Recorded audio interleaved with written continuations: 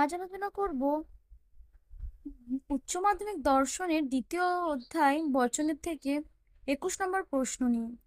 সংযৌগিক বচনের অংশগুলোকে কি বলে? উত্তর হবে সংযৌগিক বচনের অংশগুলিকে বলে সংযোগী। যেমন সুদীপা স্কুলে যাবে এবং দীপা স্কুলে যাবে। এখানে সুদীপা স্কুলে যাবে এটা হচ্ছে সংযোগী, আর এবং দিয়ে যুক্ত করা আছে। দীপা স্কুলে যাবে এটা হচ্ছে সংযোগী। পরের প্রশ্ন, চতুর্বর্গ পরিকল্পনা কি?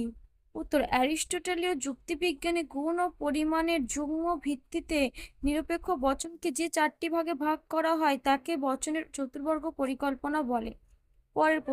পরের প্রশ্ন, সদর্থক বচন কাকে বলে? যে অনপেক্ষ বা নিরপেক্ষ বচনে উদ্দেশ্য সম্পর্কে বিধেয়কে স্বীকার করা হয় তাকে সদর্থক বচন বলে।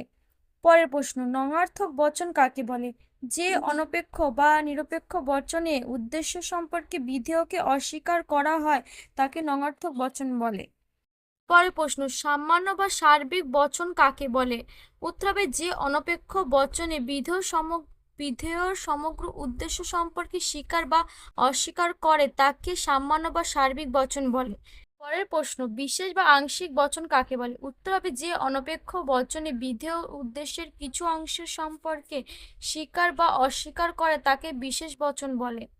পরের প্রশ্ন, বাক্য বচনের মধ্যে পার্থক্য কি? উত্তর হবে 1. বাক্যের 3টি অংশ উদ্দেশ্য ক্রিয়া বিধেয় পদ। অন্যদিকে বচনের 3টি অংশ উদ্দেশ্য বিধেয় সংযোজক। 2. বাক্যের ক্ষেত্রে গুণ ও পরিমাণ স্পষ্টভাবে উল্লেখ করা থাকে না, অন্যদিকে বচনের গুণ ও পরিমাণ স্পষ্টভাবে উল্লেখ করতে হয়। পরের প্রশ্ন, একটি বচনে কয়টি পদ থাকে ও কি কি? একটি বচনে 2টি পদ থাকে, উদ্দেশ্য পদ, বিধেয় পদ। পরের প্রশ্ন, গোলাপ ফুল সুগন্ধি অথবা গোলাপ ফুল হয় সুগন্ধি, এইটি বাক্য না বচন? এটি বাক্য। পরের প্রশ্ন, সকল গোলাপ ফুল হয় সুগন্ধি, এটি বাক্য না বচন? এটি বচন। পরের প্রশ্ন, সংযোজক রূপ সদার্থক না নঙার্থক? সংযোজক উভয়ই হতে পারে, নঙার্থক হতে পারে, সদার্থক হতে পারে। তাৎপর্য অনুযায়ী বচনকে কয়টি ভাগে ভাগ করা হয়েছে ও কি কি? 2টি ভাগে, সংশ্লেষক ও বিশ্লেষক। সংযোজকের সদার্থক রূপে একজন প্রবক্তক, তার নাম কি? তর্কবিদ হবস।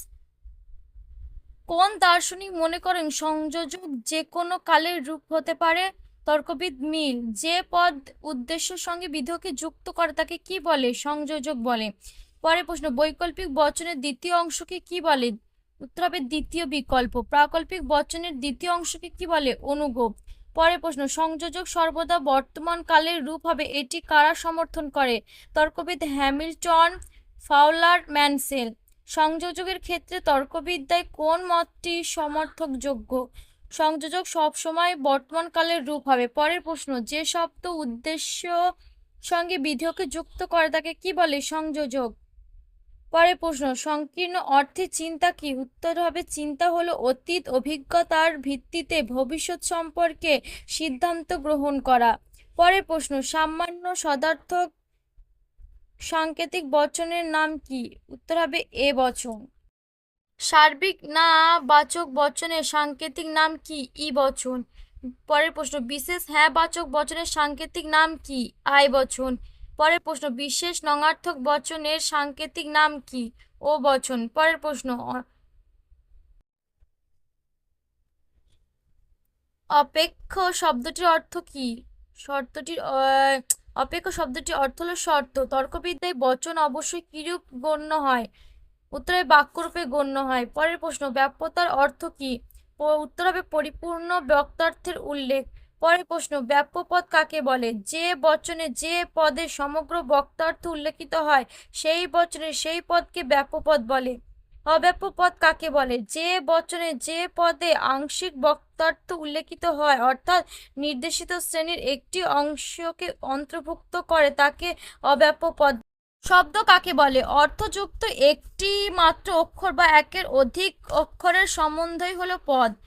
যেমন এই বক্তৃতার নিয়মটি অনুপস্থিত থাকে কোন বচনে? আই বচনে।